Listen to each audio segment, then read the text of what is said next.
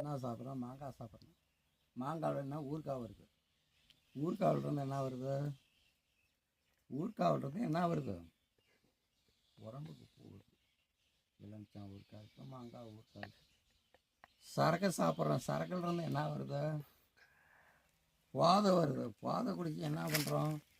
நம்மளோட சொத்து அழியுது. சொத்து, சுகம், பணம் அழியுது. இதிலேருந்து ஏன் முன்னேறக்கூடாது? நம்ம ஏறணும். கோயிலெலாம் கயிறு கட்டலாம். கயிறு கட்ட வேணாம், நாம்ளா பார்த்து தெரிஞ்சு பண்ணலாம். பண்ணுறது ஒரு பராமரிப்பு இருக்கணும். விவசாயம் மாதிரி தான் இது. விவசாயம் அன்றைக்கி சாவர கேமு வச்சு களி கிண்டி சாப்பிட்டோம். நான் சாப்பிட்ருக்கேன்யா, நான் சாப்பிட்ருக்கேன் களியா.